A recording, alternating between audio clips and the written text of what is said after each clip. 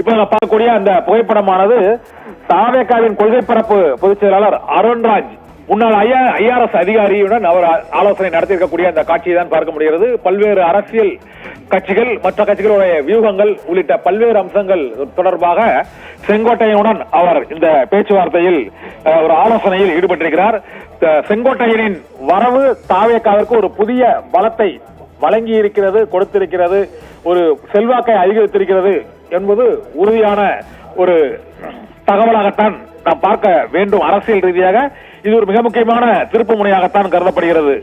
விஜயகாந்த் கட்சியை தொடங்கிய போது அந்த கட்சிக்கு ஒரு ஆலோசகராக பண்ருட்டி ராமச்சந்திரன் சென்றதால் விஜயகாந்த் போட்டியிடும் தொகுதியை முடிவு செய்ய முடிந்தது. எந்த தொகுதியில் நின்றால் விஜயகாந்த் வெற்றி பெறுவார் என்பதற்கு பண்ருட்டி ராமச்சந்திரன் விருத்தாசலம் தொகுதியை அவர் அடையாளம் காட்டினார். அதுபோல நடிகர் விஜய் போட்டியிடும் தொகுதி எது என்பதை செங்கோட்டையனால் வெற்றி பெறும் தொகுதியை அடையாளம் காட்ட இயலும் என்பதும் இந்த விஜயகாந்திற்கு பண்ருட்டி ராமச்சந்திரனை போல நடிகர் விஜய்க்கு செங்கோட்டையன் ஒரு அரசியல் ஆலோசகராக அவர் இருப்பார் என்றும் அந்த கட்சியை ஒரு குறிப்பிட்ட தொலைவுக்கு வழிநடத்த அவரால் முடியும். கட்சியின் வளர்ச்சி பாதைக்கு வழிநடத்த தேசிய தேமுதிகவிற்கு பண்ருட்டி ராமச்சந்திரன் எவ்வாறு இருந்தாரோ அதுபோல இந்த தாவேகாவிற்கு செங்கோட்டையன் இருப்பார் என்ற எதிர்பார்ப்பும் கணிப்பும் இருக்கிறது. ஆனால் 2026 தேர்தலில் தமிழக வெற்றி கழகம் வாங்க போகும் வாக்குகள் மற்றும் அந்த தாவேகா ஏற்படுத்தக்கூடிய பாதிப்புகள் எவை என்பது குறித்து தெரியும். இப்பொழுது தாவேகா தலைவர் நிர்வாகிகள் கூட்டம் அந்த செங்கோட்டையன் இணைந்த நிகழ்வுக்கு பிறகு அந்த பகுதியிலிருந்து செங்கோட்டையன், புஷி ஆனந்த் உள்ளிட்டோர், நடிகர் விஜய் உள்ளிட்டோர் வரும் பொழுது அங்கு செய்தி சேகரிக்க சென்ற செய்தியாளர்கள் தாக்கப்பட்டதாக அந்த வீடியோ பதிவு தெரிவிக்கிறது. செய்தியாளர் தாக்கப்பட்டதை அடுத்து இப்பொழுது அங்கு ஆதவ் அர்ஜுனா மற்றும் அந்த கட்சியின் தாவேகாவின் நிர்வாகிகள் அவர்களோடு பேசுவதையும் அதற்கு செய்தியாளர்கள் எதிர்ப்பு தெரிவிப்பதையும் இப்போது நாம் பார்த்துக் கொண்டிருக்கிறோம். தொடர்ந்து செய்தியாளர்கள் மற்றும் மீது தொடர்ந்து தாவேகா அலுவலகத்தில் அந்த பவுன்சர்களின் தாக்குதல்கள் தொடர்ந்து கொண்டிருக்கிறது என்பதற்கு இன்றைய நிகழ்வும் ஒரு காரணம். இது போன்ற நிகழ்வுகள் தொடர்ந்து தாவேகா அலுவலகத்திலும் தாவேகாவின் நிகழ்ச்சிகளிலும் நடைபெற்றுக் கொண்டே இருக்கிறது. இப்போதும் செங்கோட்டையன் இணையும் நிகழ்ச்சியிலும் செய்தியாளர் தாக்கப்பட்டிருக்கிறார். இதற்கு அந்த பகுதியில் இருந்த ஊடகவியலாளர்கள் கடும் எதிர்ப்பை தெரிவித்திருக்கிறார்கள். அவர்களோடு ஆதவ் அர்ஜுனா சமாதானப்படுத்தும் அந்த பேச்சுவார்த்தையில் ஈடுபட்டிருக்கிறார். இருந்த போதிலும் அந்த செய்தியாளர் தாக்கப்பட்டதற்கு அவர்கள் கண்டனம் தெரிவித்துக் கொண்டிருக்கக்கூடிய அந்த காட்சியை பார்த்துக் கொண்டிருக்கிறோம். பவுன்சர்கள் தாவேகாவில் கட்சி நிர்வாகிகளை விட பவுன்சர்களின் எண்ணிக்கை வழக்கமாகவே அனைத்து நிகழ்ச்சிகளிலும் அதிகமாக இருப்பது வழக்கம். இன்று செங்கோட்டையின் இணைப்பு நிகழ்ச்சிகளிலும் அந்த பவுன்சர்கள் இந்த முறை வடமாநில பவுன்சர்களை இறக்கியிருக்கிறார்கள். தலப்பாய் கட்டி சீக்கிய பவுன்சர்கள் அங்கு இறங்கி இருப்பதை நாம் இந்த வீடியோ பதிவுகளில் காண முடிகிறது.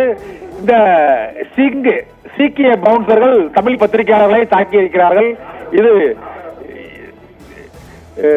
புதிய பவுன்சர்களை வட மாநிலங்களிலிருந்து தற்பொழுது தாவேகாவுக்கு இறக்குமதி செய்திருக்கிறார்கள் என்றுதான் நினைக்கிறோம். அந்த இறக்குமதி செய்யப்பட்ட பவுன்சர்கள் செய்தி சேகரிக்க சென்ற சிலரை அடையாளம் தெரியாமல் தாக்கி இருக்கக்கூடும் என்றும் அதற்கு ஆதவ் அர்ஜுனா அந்த பாதிக்கப்பட்ட நபர்களை சமாதானப்படுத்தக்கூடிய அந்த காட்சிகளையும் அதற்கு செய்தியாளர்கள் எதிர்ப்பு தெரிவிக்கக்கூடிய அந்த காட்சிகளையும் பார்த்துக் கொண்டிருக்கிறோம். தாவேகாவிற்கு வடமாநில பவுன்சர்கள் இறக்குமதி செய்யப்பட்டிருக்கிறார்கள். அதனால் அங்கு செய்தியாளர்கள் தாக்கப்பட்டிருக்கிறார்கள். பனையூரில் வந்த பவுன்சர்கள் ஏற்கனவே மதுரையில் கட்சி தொண்டர்களையே தூக்கி வீசிய பவுன்சர்களை பார்த்தோம். இப்போது ஊடகங்களை தாக்கக்கூடிய சீக்கிய பவுன்சர்களை முதன்முறையாக தாவேகா அலுவலகத்தில் நாம் இப்போது பார்த்துக் கொண்டிருக்கிறோம்.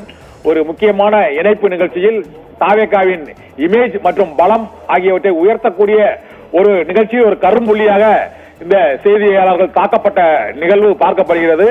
இருந்தபோதும் தாவேகாவில் பல நிர்வாக குழுக்கள் இருந்தாலும் பவுன்சர்களை கட்டுப்படுத்துவதற்கு ஒரு நிர்வாக குழு அமைத்தால் அந்த கட்சி அடுத்த கட்டத்திற்கான வளர்ச்சியை நோக்கி செல்வதற்கு உதவும் என எதிர்பார்க்கப்படுகிறது. பொதுவான பார்வையாளர்கள் ஊடகவியலாளர்களின் கருத்தாகவும் அது இருக்கிறது. வடமாநில பவுன்சர்கள் செய்தியாளர்களை தாக்கியதன் மூலமாக இந்த செங்கோட்டையன் இணைப்பு நிகழ்ச்சியில் மீண்டும் ஒரு சர்ச்சை ஏற்பட்டிருக்கிறது.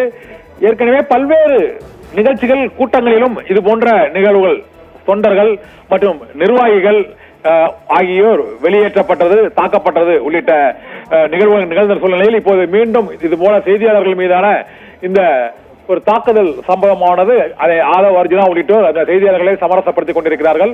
அந்த பவுன்சர்களுக்கு செய்தியாளர்கள் என தெரியாது என்பதால் இத்தகைய ஒரு தாக்குதலை நடத்தி இருக்கிறார்கள், தாக்குதலில் ஈடுபட்டிருக்கிறார்கள் என்றும் அவர்களை கட்டுப்படுத்த வேண்டும் என்றும் அங்கு ஊடகவியலாளர்கள் முழக்கமிடக்கூடிய அந்த காட்சியையும் இப்போது பார்த்துக் கொண்டிருக்கிறோம்.